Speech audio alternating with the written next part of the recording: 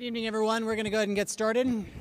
Good evening. My name is Scott Kratz, and it's my great pleasure to be the Vice President of Education here at the National Building Museum. I recognize a lot of familiar faces, so I'm just curious, how many people have been to the Building Museum before? Oh, that's great. That warms my heart. I don't have to tell the most of you then that the museum was founded by an act of Congress, and we're a private nonprofit institution, and our goal is to advance the quality of the built environment by educating people about its impact on their lives. We do this through exhibitions. We just opened up a pair of amazing exhibitions on Detroit, two accompanying photography shows that we encourage you to see, through programs such as tonight's, through family festivals, and school programs. Encourage you to stay tuned and keep up with all of our programs online at nbm.org. Our program tonight, we're really excited about. It's been in the works for several months, and it is presented in collaboration with our neighbor here in the building, the DC Preservation League. And this program is generously sponsored by Assa Abloy. I'd like to take this opportunity to recognize the staff of the DC Preservation League, Rebecca Miller, who you'll be hearing about in just a minute, or hearing from in just a minute, the Executive Director, and Amanda McDonald, the Events and Administrative Manager, for their work on tonight's program. It's been a lot of fun brainstorming how we explore this very rich topic. With that, I would like to introduce to the stage Tom Cleland, Assa Abloy's Regional Architectural Manager, to say a few words. Please thank him for sponsoring tonight's program.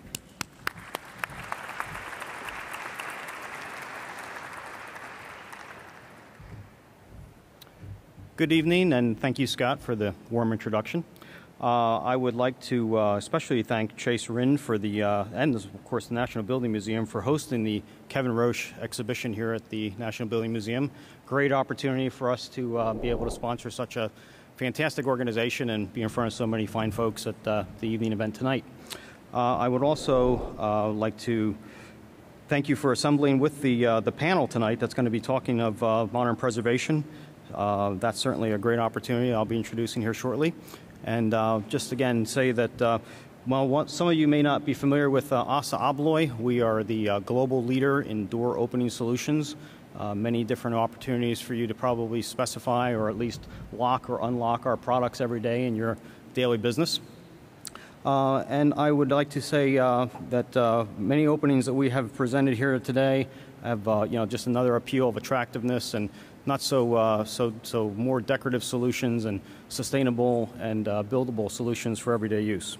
We're thrilled to be partners with the National Building Museum. And without further delay, I'd like to turn the podium back over to Rebecca Miller, who is the Executive Director of DC Preservation League. Thank you. Rebecca?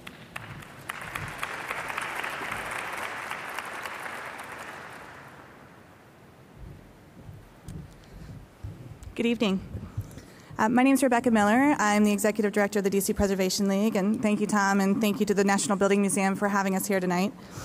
For those of you, there's a lot of our members here, so I'm trying to figure out how much about us I have to tell. How many people are DCPL members? Oh, sorry, there's a fair number of you who are not, so I'll tell you a little bit about us. We were actually founded in 1971 to save the old post office building on Pennsylvania Avenue. At that time, it was actually out of style in order to build things like we're going to see tonight. We're pretty happy that it's still there, and we're actually looking at redevelopment of it again with the Trump organization. The League has helped draft the city's 1978 Historic Preservation Law. It's one of the strongest in the country. And through that and our efforts, many of the important buildings throughout the city have been saved from demolition.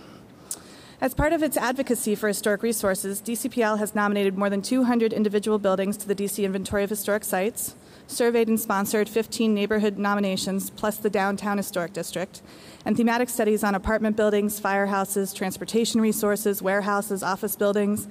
And most recently, DCPL has submitted amended nominations for Union Station and the Corcoran Gallery of Art in hopes of safeguarding these significant interior spaces that are unique to our city.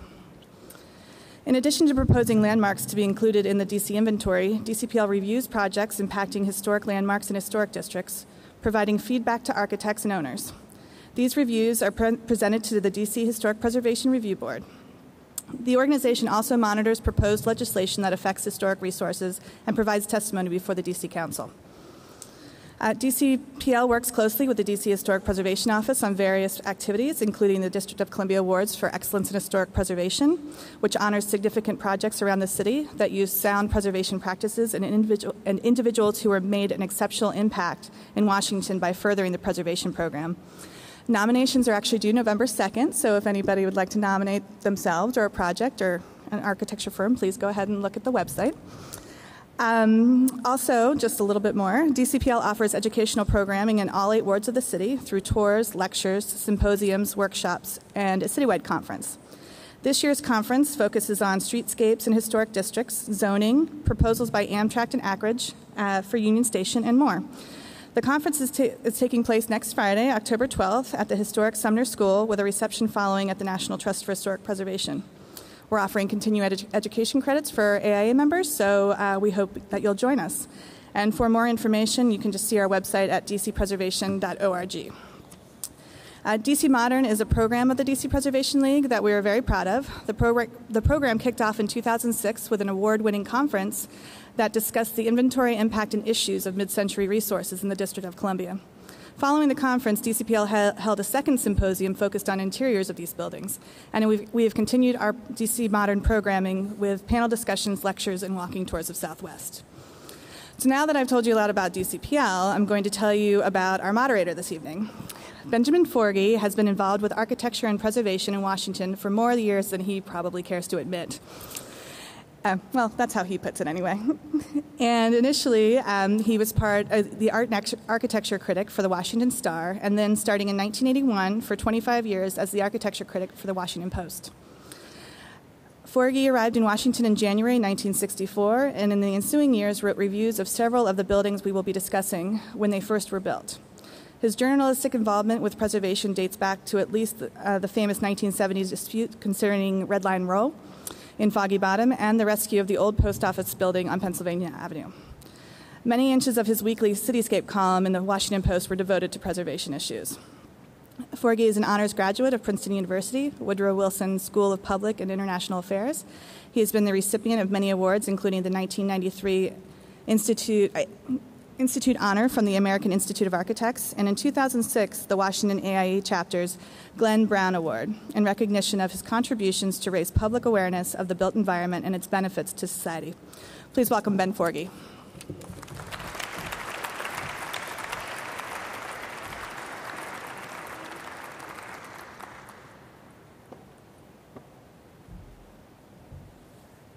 Thanks, Rebecca, but I'd like you to explain. You know, this panel is somewhat based on the survey of D.C. Modern, a comprehensive look at the context for modernism in D.C.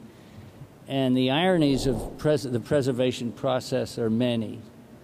And the source of funds for this study is one of those ironies. Rebecca, maybe you could explain this to the folks.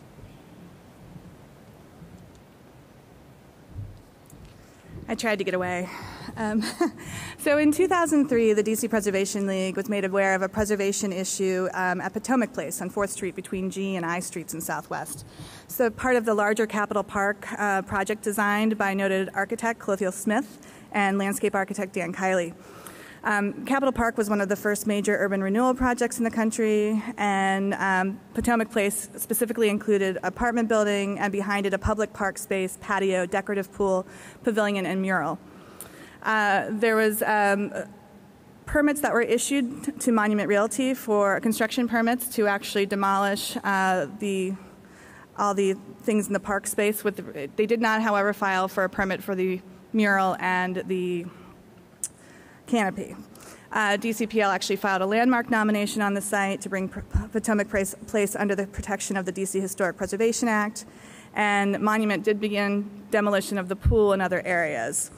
DCPL actually filed suit against this for a stop work order. The court agreed with DCPL that the permits did not allow them to raise the mural and the canopy. They did apply for those permits. It was heard before HPRB. Potomac Place was designated. In the end, however, because there was such a loss of integrity and we were concerned about precedent setting before the mayor's agent, DCPL, the DC Historic Preservation Office, and Monument Realty began negotiations to mitigate the loss of this historic resource. So in the end, a preservation fund was actually set up in the amount of $450,000 for historic preservation projects in the District of Columbia, with preference given to educational and research activities related to mid-20th century buildings and landscapes. So hence the 2006 conference, the DC Modern Context Study, which a lot of these buildings have come from, that was published in 2009, and we do have a copy available on our website, and also a list of representative buildings on projects throughout the city. Yep. Beware of the DCPL, or cooperate with it gladly, willingly, and right up front. The study is really an important contribution to the architectural history of DC. Just a bit of instruction how the panel will work. We're going to base it on images. We're going to see a series of images, react to those images as a panel, and in preparing this, we had to eliminate so many things, and some of your favorites or least favorites won't be here. But I think we've got a representative crisscross of the building types that we're concerned with. I'm going to introduce the panelists now, and then make a few introductory remarks, and then we'll be on our way. Perhaps you folks might come up and take some seats.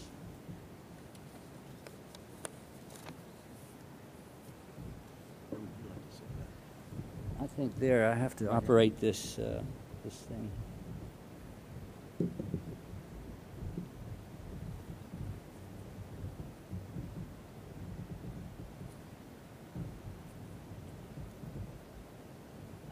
Welcome, panel. On my far right is Robert Carr. Mr. Carr is an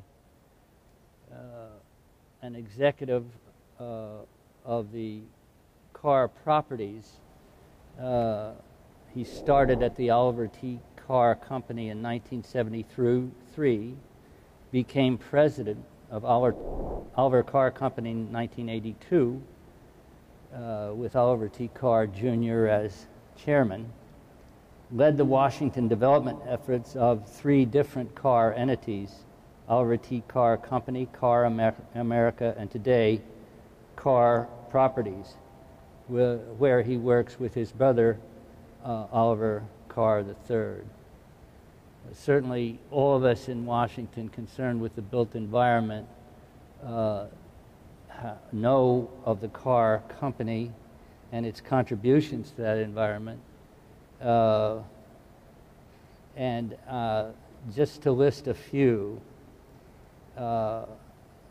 Mr. Carr himself has supervised the development of over 45 projects in the metro area: hotel, residential, retail, office, cultural buildings, 26 in D.C. He's led the restoration of 12 historic buildings, including the Willard Hotel, Hecht's Department Store at Terrell Place, Garfinkel's at Hamilton Square, the Atlantic Building for Doug Jamal, and recently the Mount Vernon Methodist Church at 1901 K. We welcome Mr. Carr. Sitting next to Mr. Carr is Beth Savage. Beth is the director of the Center for Historic Buildings in GSA's Public Building Service, Office of the Chief Architect. So in that capacity, she also serves as the agency's federal preservation officer. And perhaps not surprisingly, Beth wins hands down the square footage award for folks I think anybody in the room, because she guides basically the stewardship of nearly 500 historic buildings across the nation, providing more than 53 million square feet of space for federal employees in cities and towns throughout the states. She has a long history in historic preservation and has served as multi-state liaison, has been an editor, a managing editor of technical publications concerning preservation, and has really, her experiences have crossed all the disciplines of historic preservation.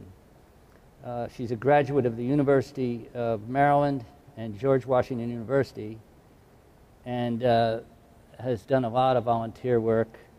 She and I were together as board members of the Latrobe chapter of the Society of Architectural Historians, and she is a board member of, among the long list, the one that I find most fascinating is you're a board member of the Vernacular Architecture Forum. Sounds fascinating.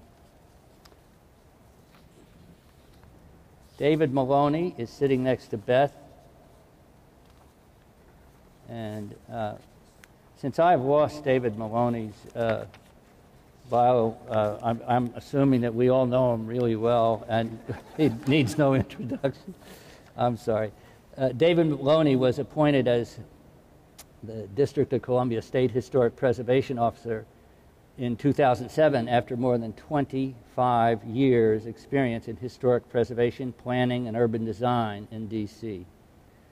Mr. Maloney is extensively involved in all aspects of the preservation program, is the primary liaison with other government agencies, and represents the mayor on the National Capital Memorial Advisory Commission. He's the recipient of several awards, including the 2011 Gwen Brown Award from the Washington chapter of the AIA. Before joining the State Historic Preservation Office, he served for 7 years on the staff of the Pennsylvania Avenue Development Corporation, which we will touch upon in our discussions. He received his bachelor's in, his BA in architecture from Princeton University, attended the graduate architecture program at the University of Pennsylvania, and received a master's in urban and regional planning from GWU in 1985. Last but not least is Graham Davidson, a partner in the Washington architectural firm of Hartman-Cox Architects. And we'll be hearing some more and looking at some Hartman-Cox designs in this, in our survey. And Graham has a tremendous view of this, because not only was Hartman-Cox one of the more innovative and ingenious and best modernist architects in Washington, the firm also led a contextualizing, intellectually and in design, a revisionist path that in the 80s and 90s especially, that helped change the architectural face of DC, and I think that that's part of the context of our discussion this evening. Graham has directed the master planning, design, and approval process for a large number of projects in downtown DC, including 1001 Pennsylvania, Market Square, Franklin Square, Lincoln Square, and uptown, the Kennedy Warren Apartments, the Bowen Building, and then down and 505 9th Street. And his list of credits goes on and on. His work has been published widely in national magazines and local periodicals and papers, certainly including my Cityscape column in the Washington Post. He's served as president of the DC chapter of the AIA and the Washington Architectural Foundation Executive Committee, and so on. He received his bachelor in architecture from the University of Maryland as a fellow of the AIA. I think most importantly, or happily, He was appointed to the Historic Preservation Review Board this year by the mayor, and that is good news for good architects. I want to make just a few remarks to kind of set this condensed to this conversation in context. Our discussion begins with change, the idea of change and the fact of change. The necessity of change is an elemental fact of life, and that most definitely includes urban life. This reality explains how preservation and modern architecture are inevitably and intimately related. At a certain point in the story of historic preservation, in Washington and the U.S. as a whole, but anyone who was around here in the 1970s know exactly of what I speak, it seemed to many that the relationship was a death embrace. The reason for this is that modern architecture was born, and this is really condensed, but born at least in part out of a desperate rejection of the past. And although the early modernists railed against was pretty much 100% the European past, that rejection most definitely would have included almost every building in Washington, D.C., especially the ones with all those classical entablatures and columns. Plus, a lot of the modern buildings that were built after World War II definitely did not suggest the kind of bold, fresh future that the early modernists envisioned back in pre-war Europe. To put it bluntly, a lot of what was built in Washington and elsewhere was pretty bad or genuinely awful.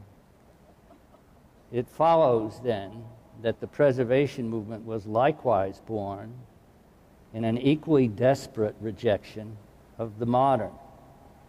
On both sides, it was seen as either or, my way or the highway. And as I wrote that, it occurred to me that for a lot of the modernists, the planners especially, that definition would have seemed perfect because, as we all remember, they loved highways.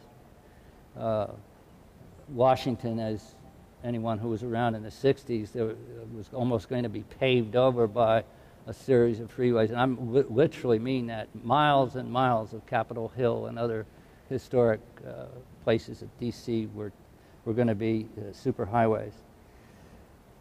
That brings us quickly back to the idea of change. Enough time has passed for attitudes on all sides to not only to soften, but also to come up with something much, much more sensible.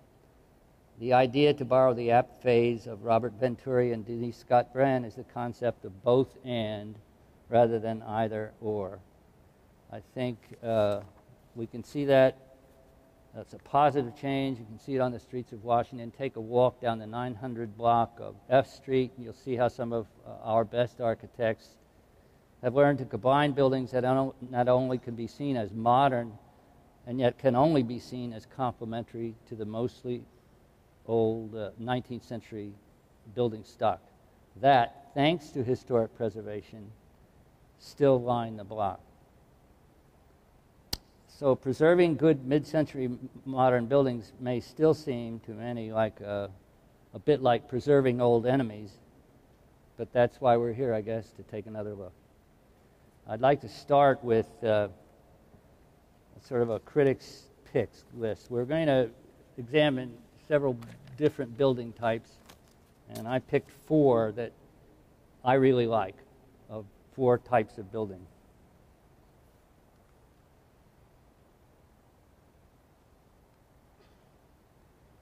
This is, and I'm just going to say a few words, and can you all see this okay? Yeah, it's over there as well.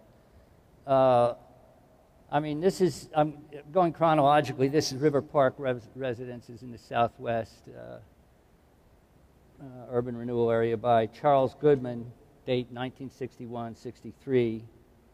We're going to be dealing a little bit more with the urban renewal area in Southwest. there's a lot of reasons for these buildings being important. Goodman was a first-generation DC modern architect, designer of Holland Hills, one of the most distinctive modernist suburbs in the world.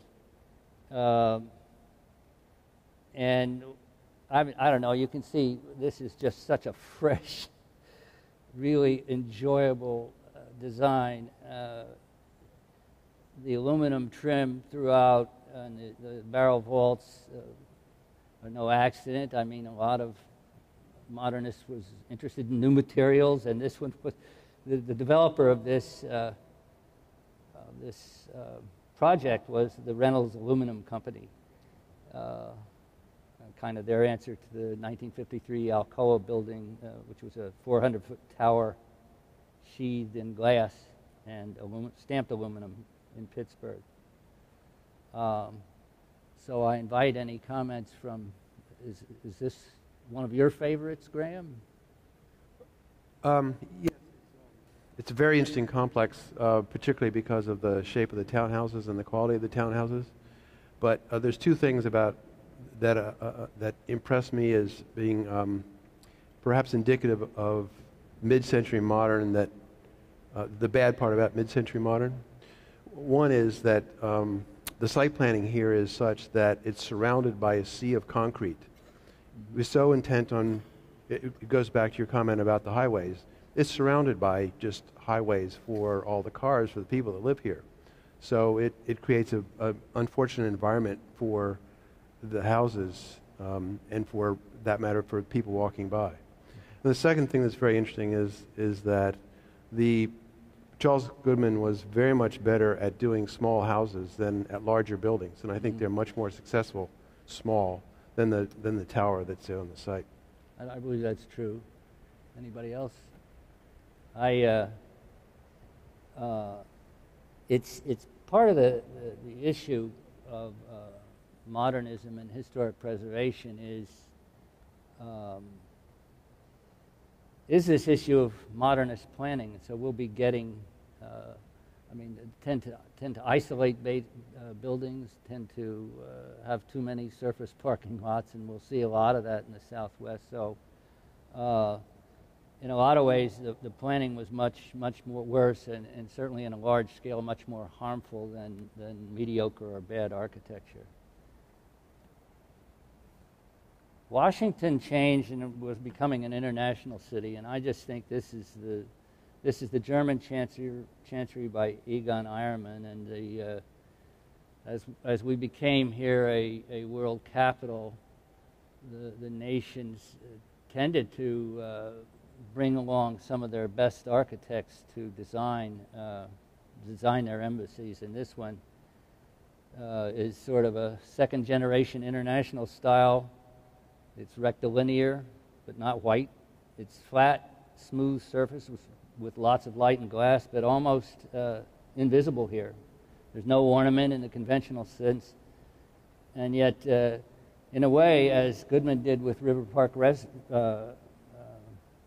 residences, Eiermann was using his structural system as a form of ornament and decoration in the framing of the building. Any comments? Anybody? Well, I think this building has certainly been very widely admired ever since it was built, and rightly so. I think, to me, for a couple of reasons, it's really a superb example of timeless modernism. It's not really easy to date this building. It looks as fresh now as it did when it was built. Also very expressive of being German. It's the German embassy, and somehow the rationality and the use of metal, even the coloration is very, I think, expressive of its purpose, and beautifully sited in terms of being a very large building, very well integrated into the landscape. That's interesting in view of Graham's remarks also, because this building had it's a really, really big building. And and yet and it uses its hill in such a way. And a lot of modern architects were very good at that, especially not necessarily an urban site, but a site which had lots of trees and land around it at siting buildings very well. And this one is just extraordinary, the way it steps back the hill. It's a really, really big building that just appears intimate and appealing to all senses. It's quite unique. I'm not the aesthetic expert here, but let me just say I've always admired this building very much, and you know, I think it's great that different buildings you can think about and relate to as touchstones of special things that make our urban fabric more interesting and more spirited. So I've always enjoyed it. Right.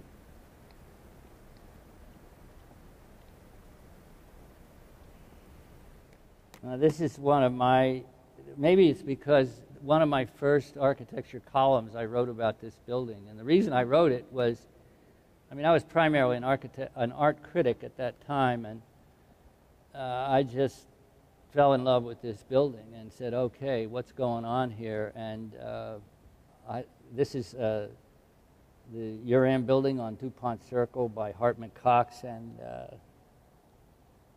I don't know, I have a lot to say about it, or could, but it changed Washington architecture in a way. It changed the possibilities in a way for taking, Washington is filled with these odd trapezoidal sites because of the radiating avenues and the grid and the circles. And this one uses it in an exceptionally creative way and successful way. And it's a modern building, and yet it seems to fit in Washington, I think, in that way. It's really strong and really bold, and yet the combination of the long concrete spans and glass and brick materials make it seem to fit in Washington, or it always did to me. And when I wrote about it initially, and as you can see in this picture, I compared it to modern buildings nearby, adjacent. And the quality comparison, I mean, it's a wonderful comparison, because what I was speaking about of mediocre modern architecture, humdrum modern architecture, is pretty much, although the two buildings adjacent are in different modernist styles, they're both rather dull-witted elaborations of the theme. So I don't know, Graham, you really should comment on this, because it's your firm. Actually, I think Graham should recuse himself. Perhaps. Well, it was just, first of all, I'm not, we probably should have laid down the ground rules for mid-century modern, because it seems to me that buildings that are done within our professional life shouldn't be mid-century modern. You don't? I'm beginning to feel like I'm a mid-century modern, so. But yeah, this building is of course, there's lots of ways to evaluate the building, but it is really a combination of a mid-century modern approach overlaid with interest at that time in Italian design, overlaid with the beginning of contextualism and our interest in contextualism here in Washington. Right. So you get all those three things put together in one building, and you get a very unique piece of architecture that, much like I think much like the German embassy, is timeless. Mm-hmm. One thing Graham was saying to me just before we got up here is interesting about this building and its client. One of the important reasons why it's such an interesting building. This was built not as a spec office building, but for a corporate client. And often that is what results in good architecture, when you have a specific client who's designing a building for their own use, and they're able to be a little freer, maybe put more money into the building. Also, the building very rightly admired, I think, since it was constructed.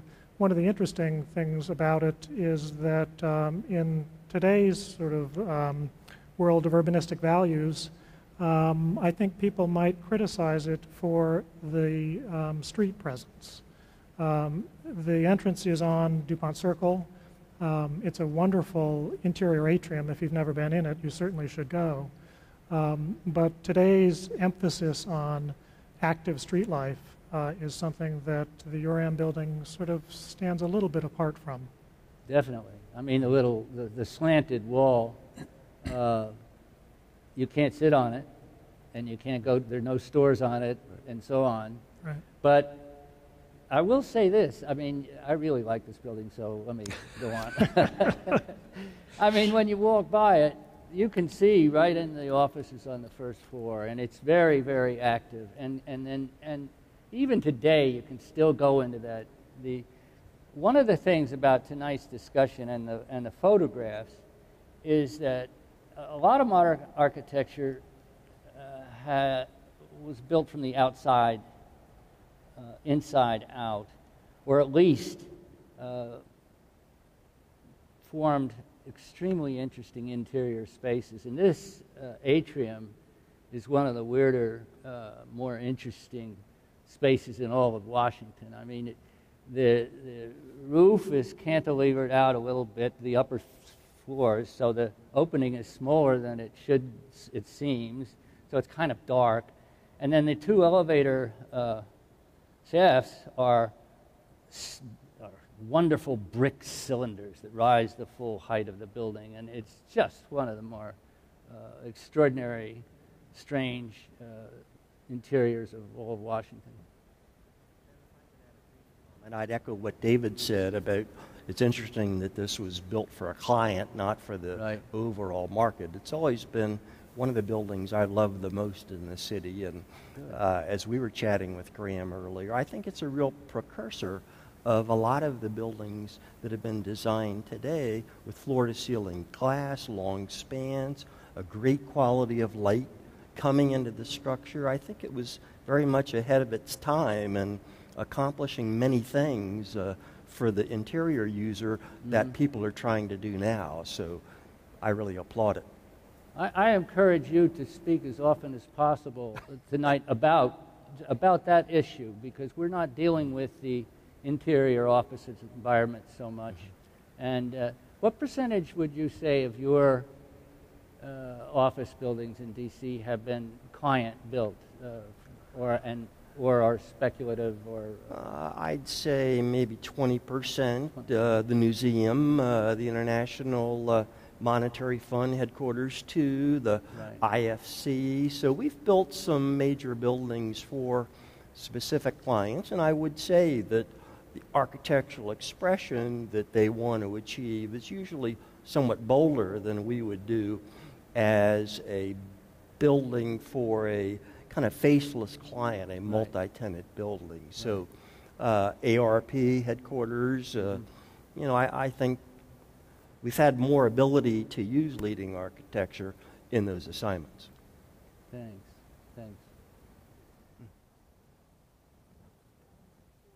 Vote for this critic's pick. I wrote a paper on this when I was in architecture school, and what a great building it was for its design, and how bold it was. And I don't want to reiterate everything you've already said, but since I've been relatively quiet, I might as well put my vote in for this one. Writers have to write about it. Yeah, that's good. That's now. This is, I think, an odd choice. I mean, this building is the U.S. Tax Court by Victor Lundy in '74, and Beth, I'd like you to comment on where this might fit in the federal government has had a number of phases of trying to improve the quality of its buildings, and this was part of a first phase. But what this building raises is, can a building with a huge flaw be deemed a great work of architecture? And I'm not really sure, but this is a powerful work of architecture. The flaw is that the front door is in the wrong space. We're looking at it sort of. I mean, this is the front of the building, and it faces east over this rather formal park. which is basically covering a freeway. And I think that when this building was sited, correct me if I'm wrong if you happen to know, but if I recall my conversations with Lundy is that he thought the building should face the other way too, face towards the city. And the plan at that time was to cover over a whole lot of that boroughd freeway. And it never really worked out. And so the architect himself realized this was kind of facing in the wrong direction. But I think it has a lot going for it. For one thing, I mean, if you think of our wonderful neoclassical or classic revival courts, nothing wrong at all. But if you think of, okay, we want to do courts in a different way, this is a real strong statement and attempt. For one thing, I mean, it isn't elevating in a certain sense, except it's very beautiful in its somber way. But also, I mean, the interiors here are quite extraordinary, and the courtrooms are beautiful. But it's a very serious thing. To go into it is a little bit awe-inspiring or even frightening. I mean, and you're going there to get your taxes judged. It's not necessarily a happy experience. And I'm sure that Lundy didn't pretend to be making that metaphor, or said he didn't, but he did anyways. It came from somewhere, consciously or unconsciously. On your point about the facing east, it was intended to face west, and it was supposed to be on a different site.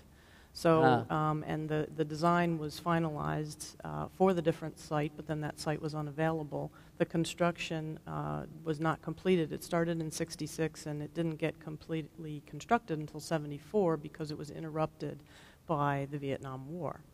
But this, when you ask the question of where does it fit, in our national context entitled Growth, Efficiency, and Modernism, Architecture of the 50s, 60s, and 70s, and looking at the guiding principles that were put out, of which we are celebrating the 50th anniversary this year from 1962.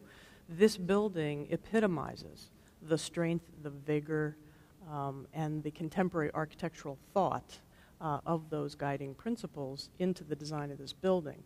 Nationally, within our inventory, about 34% of our owned inventory is actually of this period. So we have a huge interest in the identification, evaluation, and proper treatment of modern buildings.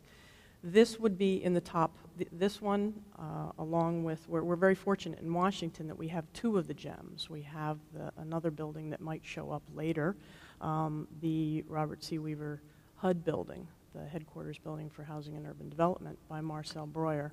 We have Victor Lundy's tax court. In Chicago, we have Mises Federal Center in Chicago, and we have the John F. Kennedy building in Boston.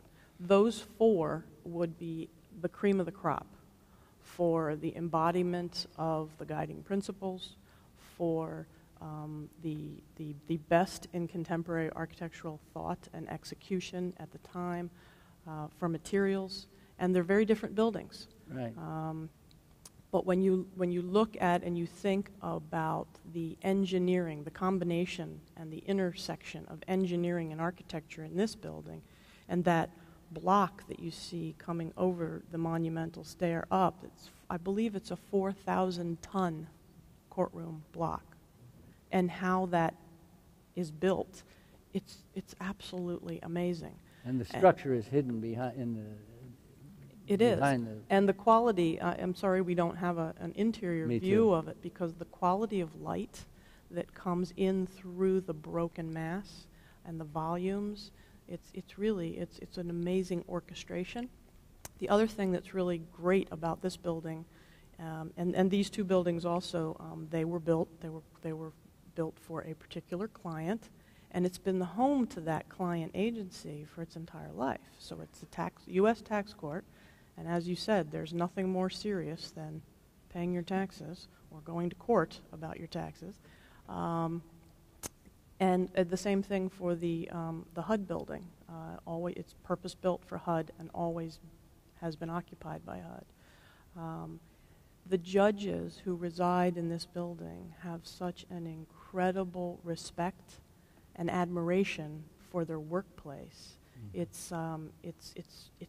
It's sacred to them, and it's fascinating to talk to them and to talk to Victor about his experience of designing it. It's been a great joy to have the opportunity to meet Victor, to be on site with him while we're filming. We're doing a documentary film on Victor's work and the tax court's place in that, which is one of our great documentation efforts, which will be coming out shortly. Well, that's great. Just as a matter of fact, what was the original site that? It was to be on the other side of the freeway, facing in the other direction. And it is, I think, unfortunate because the building, in effect, now turns its back to Judiciary Square. Yes. And this sort of has the same issue, if you will, as the URAM building in terms of not great street presence. The back of the building is just a solid wall. Really nothing at all to enliven the streetscape. And that is one of its unfortunate aspects. Beth also didn't explain all of the engineering issues. One of the things that makes it an engineering tour de force is that this huge block is held up by steel cables. Mm-hmm. It's bridge technology, suspension bridge technology, and that's another sort of one of the fascinations of modernism with technology. And you're right, it was intended to face east and to be a bookend, to create and enliven this part of the city, and it's very unfortunate that it had to be turned and the site was unavailable at that point. Because a lot of people don't know that this view, a lot of people never get this view. Right. And it's unfortunate. This is the glamour shot, so take it in. Yeah. Okay, well that's the end of the critics' picks. We're going to go now through, I'm going to sit down and join the conversation more directly. We're going to go through a series of building types chronologically for each one. Private office buildings, federal office buildings,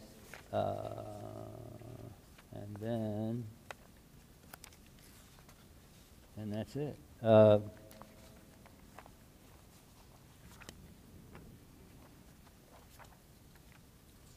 Well, by the time we get there, I'll have caught up with these papers, so we don't worry about it. We're going to do apartment buildings, spend a little time with the Southwest, probably not enough time, it's Southwest Urban Renewal Area, and with institutional buildings.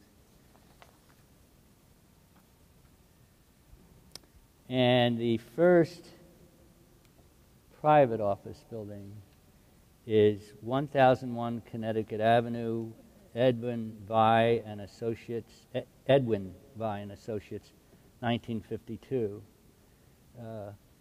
For your information, this was one of the better buildings that the Vai part later became a series of names, but they built a large number of modern office buildings in downtown of varying quality. This was one of the earliest, and I think one of the best. But I can say what I like about it. I wrote a column about this building, and in 1998, and saying we got to look at this thing because it's so subtle. Subtle civility is what I said, but I'd like other people's reaction. Do you disagree strongly, Graham? You think it's just what? Yeah, I guess I come from the wrong time period to really appreciate this. Yeah, it's subtle and civil, I suppose, but it's our two of our major commercial streets intersect here. It's just sort of a fairly bland building. I must say the renovation didn't make it any better.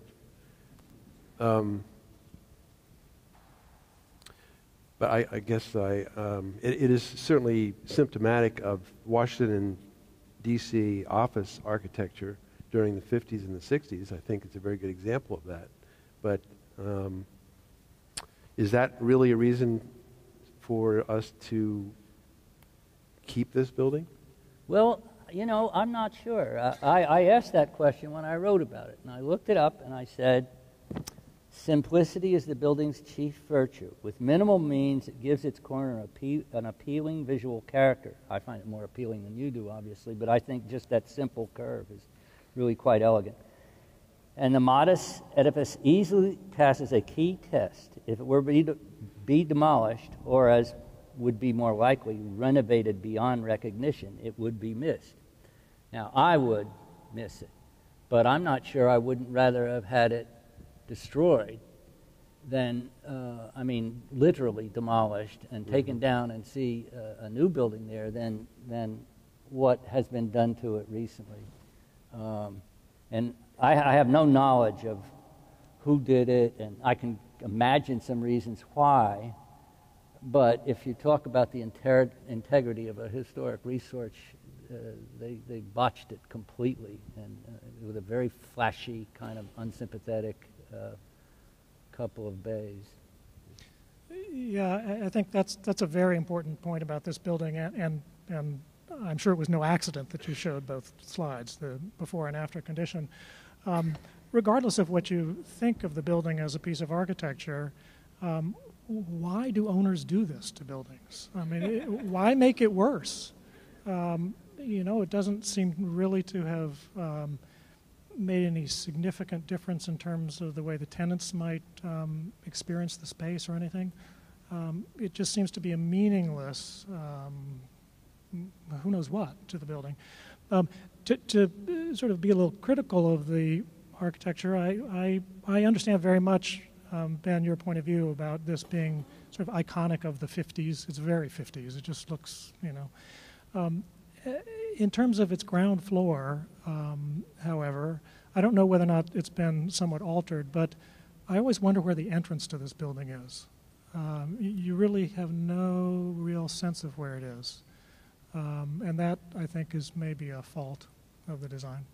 But it's pretty lively on the ground floor. It is lively on the ground floor, exactly. Favorite stores, actually. Yes, the sense of street vitality and street presence, sidewalk.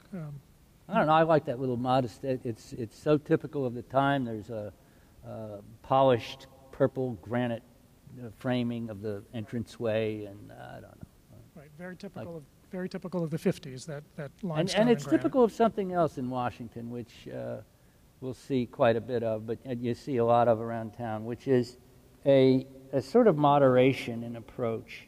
I mean, this is definitely not a radical building, but it's a modernist building, but using, where in other cities it definitely would have been made of steel and glass. This one is sheathed in Indiana limestone, a characteristic Washington material.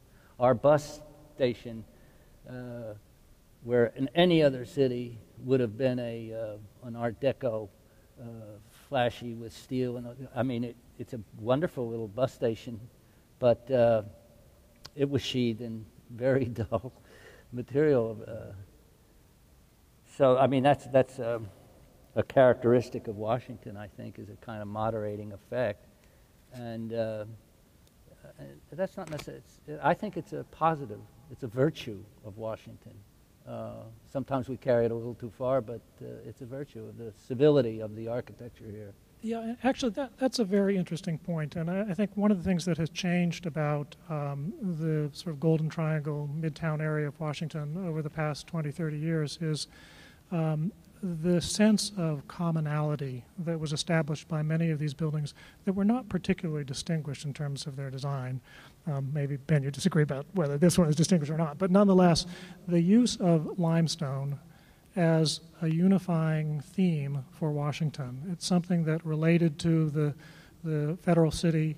It gave a sense of place that is being lost as more and more of these buildings are either being replaced totally or the facades are being replaced with things that are a little bit more anonymous in character, a sort of anonymous modernism in a way.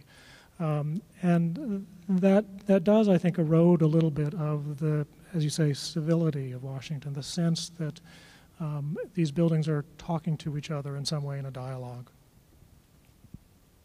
This may be an occasion to make some of those more pragmatic points that we chatted about earlier, and that is that this class of buildings create a particular challenge for the private sector in trying to renovate them and make them new, because they have so many constraints as compared to the architecture of today in terms of creating office environments. So the column spacings are too short. Today we can do 40 by 40 bays. The ceiling height is too small to really house the more contemporary air conditioning systems, like a VAV system. The windows are smaller than what would be built today to get much more light and air into the space.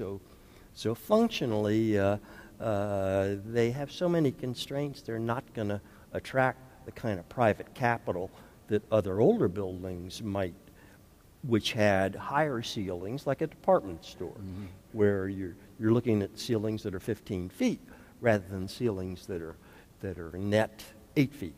Right. Yeah, thanks for that. So I think it's a particularly challenging class of buildings, and you're not going to see the private sector do much here, I don't think. I'm noticing that we're going to speed through. I'm just going to speed us up a little bit. We'll talk very fast. But because there are some things we should get to. This is the Sunderland building by Keyes, Lethbridge, and Condon, completed in 1968. It's an exquisite little building, very kind of rare in a sense. It's a jewel. I think the best of Washington brutalism.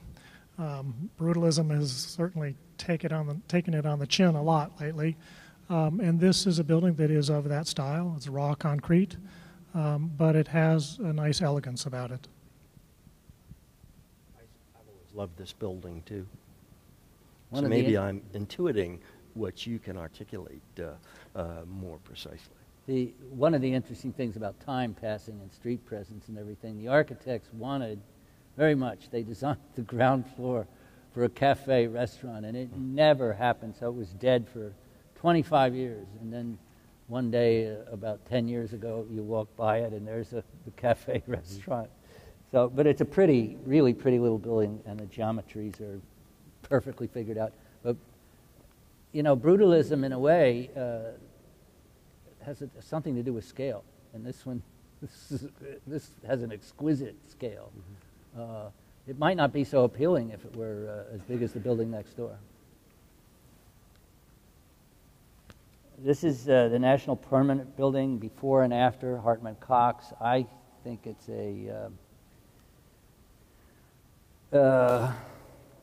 another unfortunate before and after. Anybody? I mean, the initial design was really a rather, I thought, kind of kooky but fun, spirited take on Washington office building, and the architects played a game with the exhaust system and the colonnade, so that where the air was. Graham, you're going to have to explain this. I always screw it up. Please do. Well, once again, I have a hard time seeing this as mid-century modern. I'm just asking you to explain before you comment. Explain the tapering, the opposite side tapering of the column. Yes. So this was a building that was done a couple of years after the URM building, and once again, it combined the remnants of the real mid-century modern with an interest in Italian design. There were a couple of buildings done several years prior to this in Italy that some of these ideas were taken from, along with the whole notion of being contextual.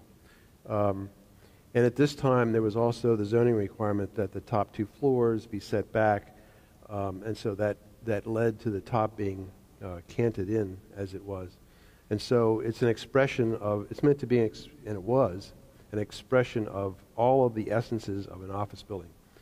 You want an office building to have full height glass from floor to ceiling. And an office building has a structure, and the structure here starts large at the bottom and gets smaller at the top and is expressed with all the column capitals around. And it has mechanical systems, and the mechanical system was big at the top around the penthouse, and that was expressed with a large duct around the penthouse, and all the ducts came down the facade and got smaller as you came down. And that was the whole building, was an expression of what is an office building. And so, and it was built for a very, very, very cheap price. It was a very inexpensive building. So it was the essence of that you can't express a spec office building in Washington any better than this. And I think also the essence of Washington. This building, many of you may know, is it's located a couple blocks away from the old State War and Navy building on Pennsylvania Avenue. And the architecture is a clear response to that. The State War and Navy building with all those columns all over it. And the very, very similar situation here with what looks like a mansard roof, in effect. And there are photographs that show the two of them together, and you get that wonderful sense of being of its place.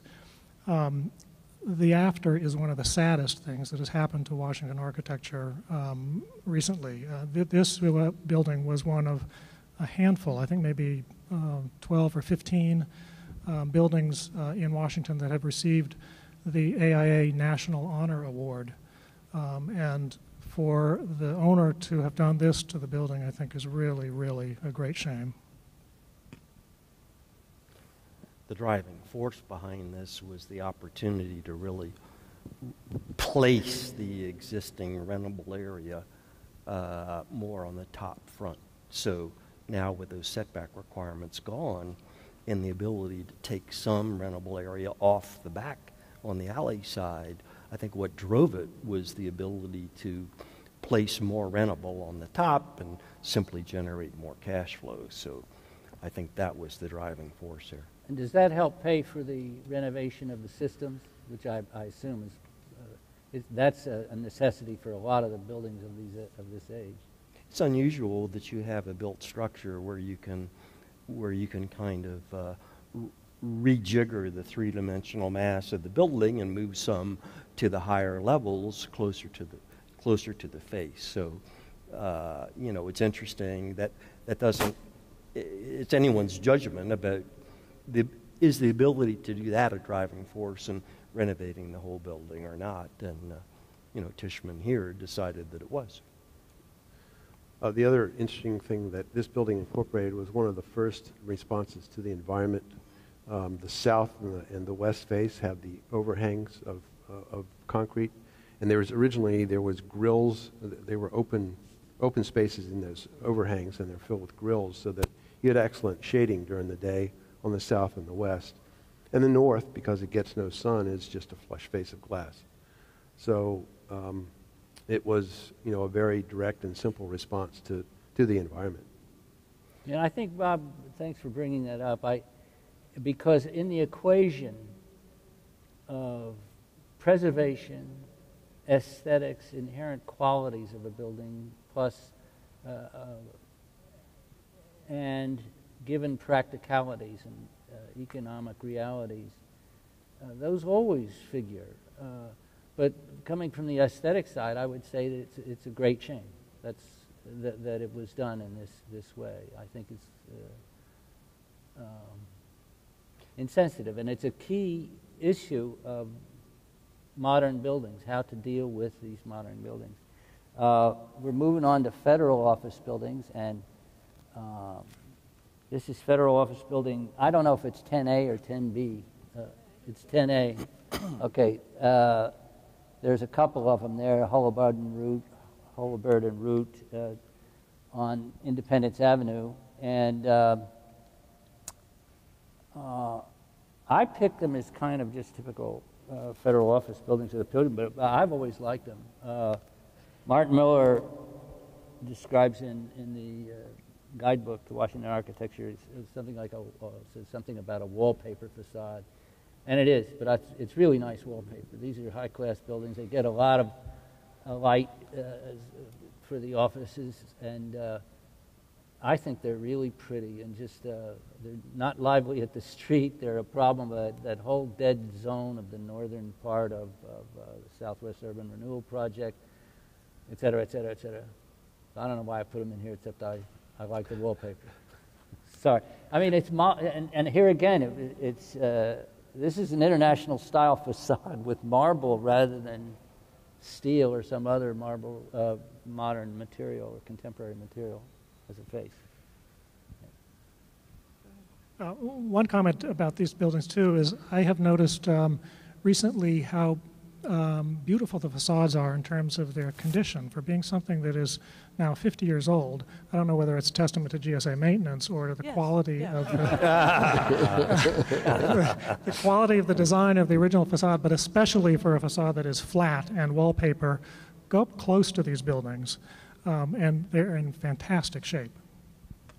And of course, we're only talking about the Orville building. There's also the Wilbur right next door. So yeah, I like the both Wilbur named even after better the Wright brothers. Because it doesn't have the pilotis, you know. I mean, it just comes right down to the ground. Yeah, that's why I like this one better. But. Beth, go to town on this one. Actually, I'd be interested to hear what others have to say about this building. I've already told you that this is one of four what we view as nationally significant in our context of growth, efficiency, and modernism. It's done by a master. I mean, Marcel Breuer. It's fascinating to look at them. There's a lot about the streetscape and how it's a dead zone. And when you look at the new landscape treatment that was done there, one of the things that I found fascinating was when you look at it and you look at how colorless it is in this slide, the original scheme for the lollipop trees were multicolored. And I think that would have actually been a lot of fun. But that was nixed by someone in power to say white only. The building, and one of the things I think that's interesting is we're having a lot of discussion about aesthetics, and we're having a lot of discussion about what we like and what we dislike. And really, it's great to have those discussions, but if we're talking about preserving things, we really need to talk about how we evaluate significance. And it's a very difficult thing, as we've also talked about, that we don't think that things of our lifetime should actually be considered to be historic. But in fact, looking at this class of resources in a, we're all going to have our critics' picks, but when you step back and look at the historic or architectural significance, both at the time that these buildings were constructed and then how they've been viewed over time variously. I mean, some of them were hotly debated when they were first built. They continue to be. The debate goes on. And then you get to the question, like in this building. I mean, it's undoubtedly a masterful piece of architecture as a piece of art, as a sculptural thing, as a modular construction, as a work of a master. It has its urban issues. It was a very significant building for the plan. And it's a very difficult building to work in. So when someone asked me earlier, what do you view, I think it was you asked me, what do you view your mission as? The mission of GSA is to provide high quality office space for federal client agencies. And you have a magnanimous building, but you have numerous difficulties for the workforce that work in the building. And so one of the things you do, which I think is really part of the, and I'm really glad you showed the one above the Farragut North metro station. You ask the question for aesthetics. Even if we put aside the issue of significant or not, is it eligible for the National Register or local landmark designation or not? What are the inherent character-defining features of any building? Number one.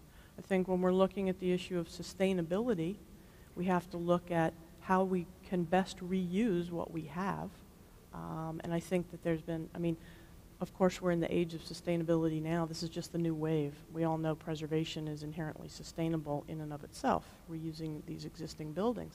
But how you do it and where you find the flexibilities when systems are shot, when facades are having major failure, problems and can't necessarily be preserved in kind. Is that true of this building? No. What you just said? No. These are bigger issues that I'm just putting out there. We are going to do a study of the end panels. There has been some evidence of movement, so we have funded through we have a fund through outleases where we can put the money only back into buildings that are listed in the National Register, and that's one of the things my office does, is administer that very small pool. And we have funded a study for the next 2 years to look at those panels and what's causing the issue. I mean, you've all seen the East Wing over the last year or so. We are facing the issue of facade failures, material failures, and not things that can be fixed as earlier buildings can, because you're talking about systems. You can't replace the gasket. You can't replace the piece. You have to look at things more systemically. The HUD building, I mean, when I went from my previous employ at the National Park Service, and I went to the National Capital Region directly across the street, the GSA Regional Office Building, which is in the historic government warehouse that is attached to the train tracks. I said, I will be going to worship at Morceau Breuer's feet every day, because obviously I love this building.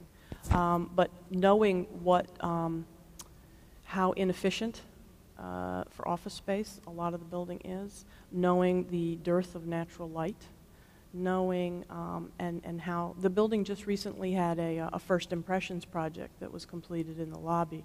And that's just exactly what the name implies. It's so that when you walk into our federal buildings or you walk up to them, what is your first impression? And that it should be an elegant, organized, and well-designed first impression, which this was not. I did a tour with the Building Museum on an extraordinarily cold day in December a couple years ago on a Saturday. And we went to the HHS building, the other Breuer building, 2 blocks away, and then we went here.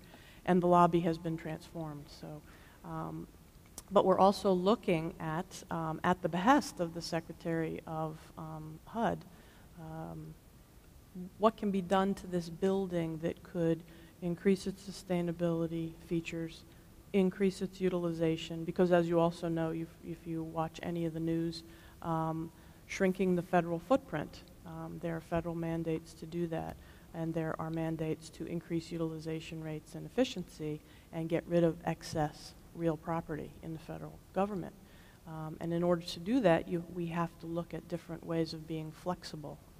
One way, which is an interesting idea, is to combine agencies into buildings, some of which has happened, but some of which hasn't. So we're on a new frontier. But the HUD building, it regularly is one of those buildings that engenders the reaction. You either love it or you hate it. You're nowhere in the middle. I find a certain convergence of aesthetics and practicality here, because I love the shape of this building and the massive end of it and the sculptural quality of it. But on the other hand, I think it makes a very unpleasant impression from the outside of what the spaces, workspaces are on the inside. I mean, and it's as a metaphor, it's a very bad one for the bureaucracy, the faceless bureaucracy. And so I've always had ambivalent feelings, strong on both sides, ambivalent feelings about this. And I also suspect Bob is not building many buildings with solid ends on them, too. One of the sort of issues of elevating sculptural form above sort of functionality. And also the building is unfortunately sited. It's jammed up against other buildings, and with new development in the area, you're not on some of these ends going to get this clear view of them anymore. There's going to be buildings built very close to them. Everybody, we're going to have to. We just agree that this is a building everybody loves to hate and pass on. But we want to see dust here. I remember when it was being built, the hole was 9 stories deep. It's just so it's twice as big as it seems even. And I would love to see it change, like a lot of us would, to actually take it down. I don't think, that's not sustainability plus. Sure, certainly, pardon me. We're trying to go through this one pretty quickly, but I'm just saying that there's some talk these days of making this an urban, I mean, it's huge. It's 4 blocks of the center of the city, and it's an opportunity at some future time to how to deal with this one would be to replace it with a more humanistic and vibrant urban building type or types. I think this building needs to be demolished, and that's it. It's the worst of Washington brutalism. Mm-hmm. I remember, there was a great plan by Hugh Jacobson, one of our great architects, for this, as a study for the PADC, and it was really very different and very lively, but also a mega structure. So if we take it down, we just put those 4 blocks back together, and we have a part of a city. This is the DuPont Circle Hotel, now Jury's Hotel.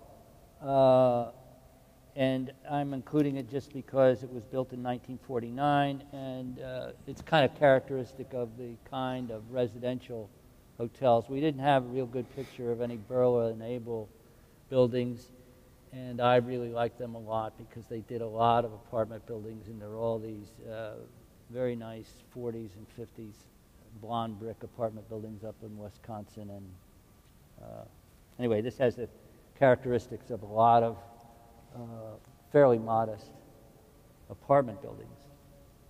And to go from modest to immodest, the Watergate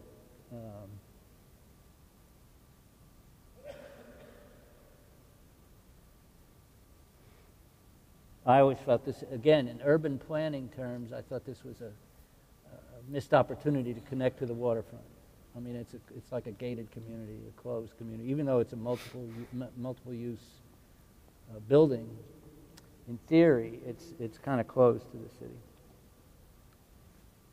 Now, the Southwest Urban Renewal Area is worth an entire.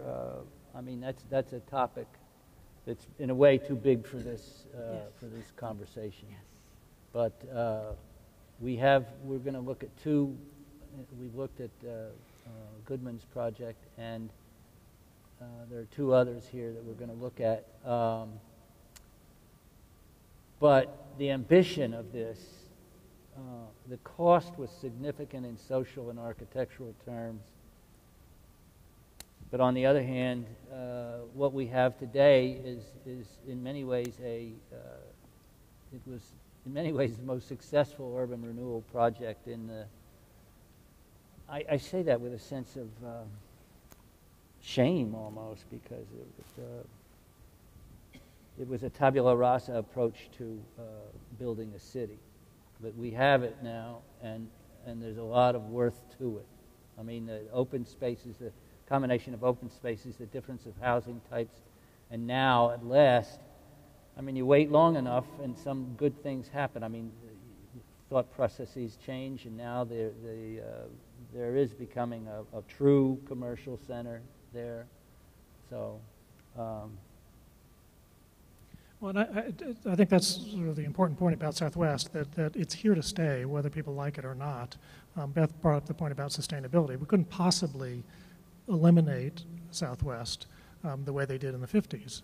It's just not a reasonable way of building cities and continuing to build cities. And I think the challenge now for architects is to try to figure out, and for the city as a whole, is try to figure out how to fill in, to do infill construction in Southwest in a way that improves its urbanistic characteristics. Well, and it's interesting, one of the things that we deal with nationwide, not here in DC, but the issue of the association, you talk about, or you mentioned shame for it being its success. So it was successful, but it's also viewed in many ways as a great failure because of the shame associated with it. So you've got that tension. Well, it was shameful, really, to treat a part of a city as if it should be disappear. I'm not saying I disagree with you, but but when the tension regarding the movement of urban renewal, and how we measure its success and how we measure its significance, and then when you get to the issue of, unlike in Southwest DC, which is one of the nationally significant examples because of the breadth of it, because of how much of it was actually realized. But when you go to many cities across the country, there were plans everywhere, many of which were not realized except in dribs and drabs, and one piece got built and another didn't. And so as we look at what is important about preserving pieces of urban renewal, it's a major challenge for us because we own some of those pieces. A lot of the pieces in Southwest were really pretty good, too. No, in Southwest, you have a caliber of design that is very high. I passed right through really quickly. This is Capitol Park, but that's a very nice apartment building of its period, and the townhouses around it are well designed. It's a pleasant place to live, and this shows again a stylistic change, and this is a kind of brutalism, but this is a humanistic kind of brutalism. This place is Tiber Island is. I've always found it, kind of cozy in a way. I mean, it's hidden away in a way, and it's kind of a little off-putting, but really nice place to be. Mm-hmm. And very recently designated as a historic landmark. Great.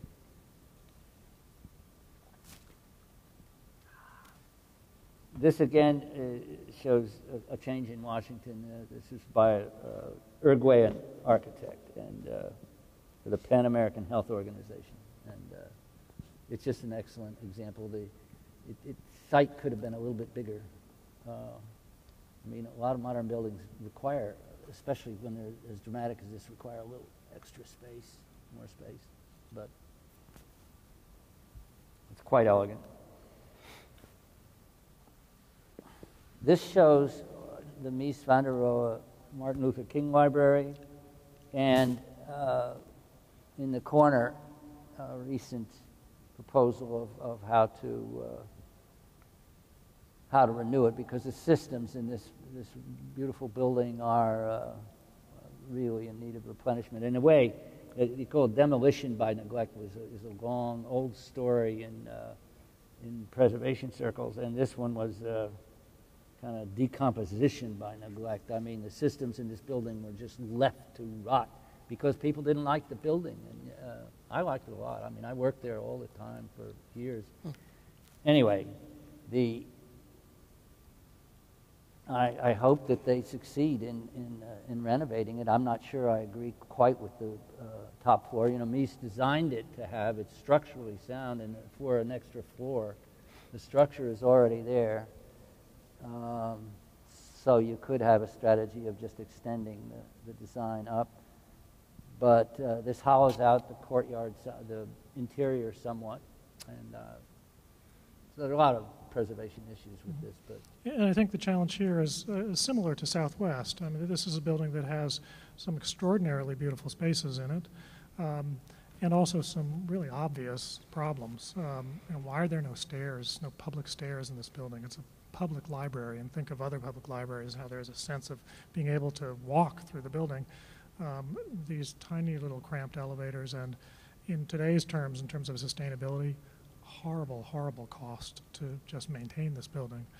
So the challenge is going to be to see whether or not it's possible to retain its important characteristics while really revitalizing it. And I think the library is, off on the right foot in terms of trying to figure out how to address that challenge.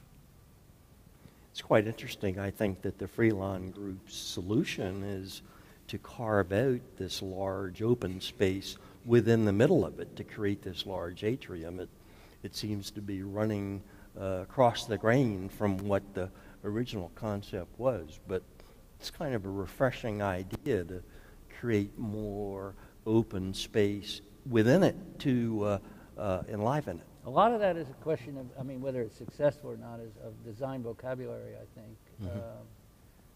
If it's more sympathetic to the Miesian vocabulary, because the interiors themselves are really pretty nice. I mean, how I use this, I learned to use the not public stairs. I just use them. I mean, there was nothing to prevent you from using them. But Mies built wonderful staircases in many of his buildings. I mean, I hope they save it, and I hope they follow something of the spirit of this building. And talk about change. The Hirshhorn Museum, Gordon Buncheff's statement on the mall. And this is Hirshhorn has a new director, Richard Koschelik, and he's transforming the museum into less a museum and more of I can't really speak for him, but he sees the museum as more of a place for interchange of ideas, rather than a storehouse of older art. So to do that, he is, this is an extremely uncompromising building, very hard, impossible to change, really, in any significant way. So he's proposing what they call a seasonal inflatable structure. And that will house twice yearly art events, conferences, and various, I don't know what.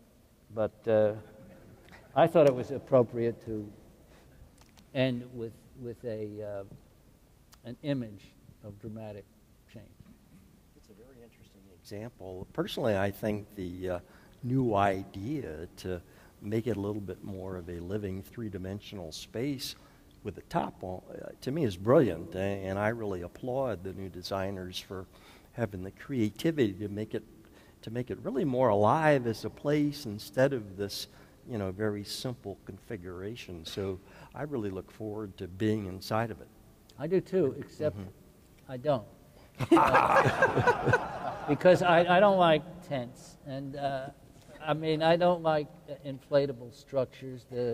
So they got a lot of challenges to me to get me inside. I mean, the attraction's going to have to be really great. Plus, you can't have the interior plastic odor and the kind of, I don't know, it's kind of scary. So it's meant to be put up and then removed? Yes. Yes. Yeah. Wow. Yeah, and that's the genius of it in a way. It is a temporary thing, and it's very dramatic, and a lot of it will depend on programming. But they have to solve that atmospheric issue of a temporary structure. Agree. For me. And it's going to be temporary in spring and fall, I think, in part because of that. Yeah. Okay. You all have been very patient, and we will, if possible, entertain some questions if they're all right.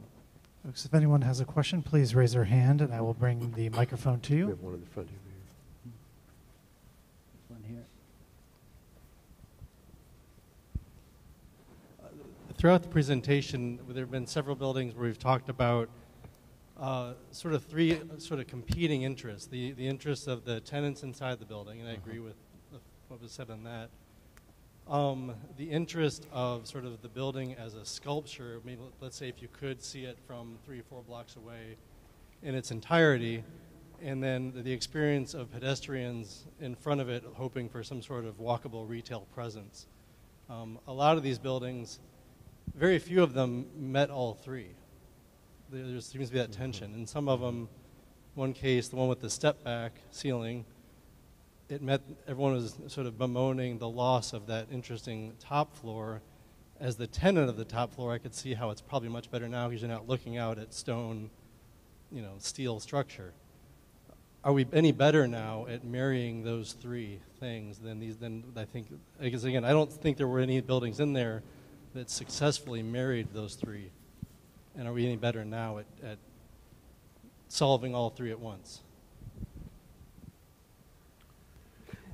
As the non-architect of the bunch, I very much think we are. I think, we've learned lessons about bringing the buildings more to the street, in having to really engage the street, not use arcades, not use these setbacks. And I think we're always looking for ways to make the interior really livable.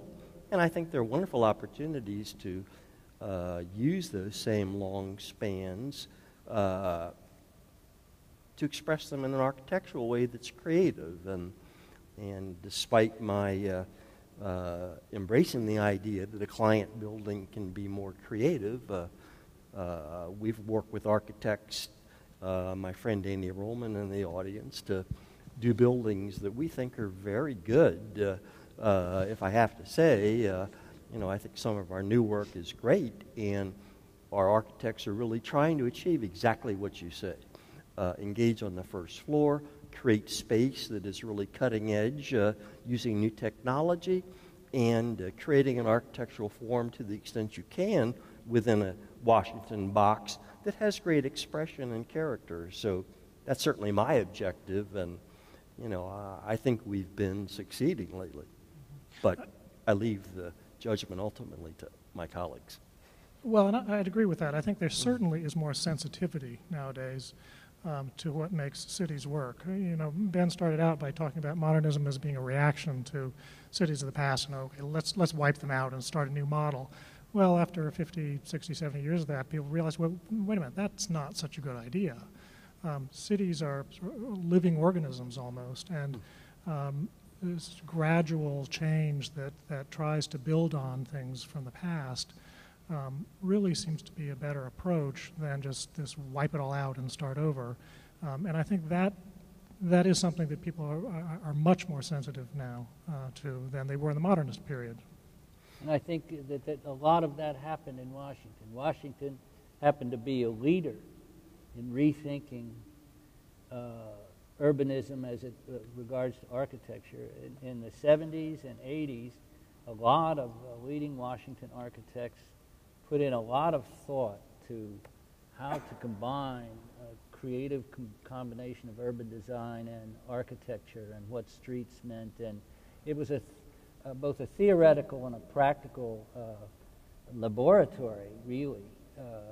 So Washington in the 80s and 90s was a leading force in this reevaluation, I think, not only theoretically, because there was a lot of theory going on, but feeding off that. If you look at the building stock and the various approaches taken by architects here, it's really fascinating, and all of it is an attempt to answer the three questions you asked and others.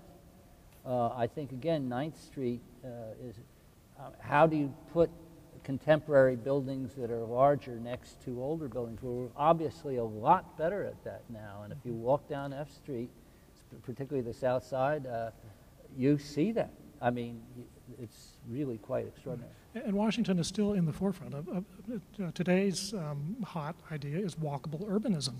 And we really are, I think, an example of how that can be done successfully. So we have one, lady here has a question, and I think, unfortunately, just to be sensitive to everyone's time, I think this will be our last question tonight. I'm sorry for that, but.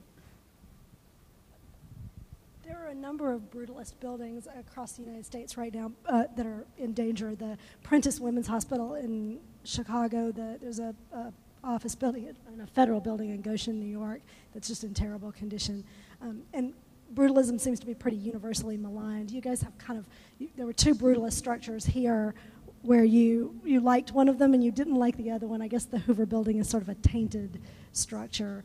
But I'm wondering if you see these buildings as getting completely unique reactions on the basis of individual aesthetics, or if there's a local character to which modern buildings people are attracted to versus rejecting, if the aesthetics of these modern buildings break down across the country in terms of different styles within modernism, and how you sort of see the response of the public to trying to save these, because they're very, very different, and I think people have pretty broadly different responses to them. You'll notice I didn't say anything about the FBI building. No, but it goes to your point. One of the reasons I didn't, it is a building that a lot of people love to hate, but I think that to some extent that's not the point. The question is, was it a significant building, historically, architecturally, regardless of what we think about it aesthetically? And what really is difficult when you're dealing with architectural, evaluating architectural significance, and when you look at most criteria, particularly if you look at the National Register criteria, for being an example, a representative example, there is a word that precedes representative, and it's a good representative example, not just a representative. And where the real debate arises, just as you've said, is how good. And how do we discuss and analyze the quality of good design, whatever period or whatever style it might be representing. And what we see from a national perspective is there are communities that we work with where a community might feel very strongly about a particular building, but it's very difficult to articulate the quality of the design. Yes, it might be a brutalist building. Yes, it might be the only one in town. Does that inherently mean it's significant and worthy of preservation as it is? Is it a candidate for being rehabilitated and trying to make something else of it? And then you get into the whole issue, which we haven't talked a lot about, which is the economic issue. At what cost? Because the solutions, depending on which sector you're talking about, I mean, the private sector has its metrics. The federal sector certainly has its metrics. We cannot, the federal government, GSA, cannot preserve a building simply for the sake of preserving it. It must be a viable resource, and it must be viable to meet our mission. And there are a whole number of factors that go into that balancing act, and preservation is one of them. And the same goes for private owners as well, obviously, and even more so than with the federal government. Private owners can't afford to keep many of these buildings, in particular brutalist buildings. And in Washington, the notorious, if you will, example is the Third Church on 16th and I Streets, where from the beginning that church was hailed by architects as a wonderful example of modern architecture. And if you look at the AIA guides to Washington, it's been in there from the very beginning, cited as one of the most important modern buildings in Washington. However, it is certainly detested by many people in town because of its external appearance. And also it was, for the owner, an economic burden that they simply couldn't sustain. And that was both the legal reason why it was granted a permit for demolition, and also the practical reason. I mean, if the community at large hates certain buildings, and if they're just not usable for the owner, it's in some ways inevitable that that is what is going to happen. But I think, David, there's a public responsibility to work hard and try to evaluate where that distinctive quality does exist. And I think, we're entrusting you and others to represent that legacy. And I think at some point, if a building is that special, it should stay despite its practical difficulties. And I think 16th and I personally was an example of one that should have stayed. So, I guess other judgments, that's my personal opinion as a Washingtonian. I'll quote you on that. Destroy the tape. But, I think there are examples where despite the practical difficulties, I think things should be saved. And, unfortunately, their predecessors did a brilliant job of creating the church, so shame on them. They did a great job. So, the FBI building, on the other hand, I think is a miserable failure on the 3 points we just discussed and is memorable for being the worst building in the city. But excuse me for having strong views. No, that's why you're here. I think that's a pretty emphatic way to end tonight's panel, and I thank you all. Let's have a panel. Let's have a round of applause for our panel.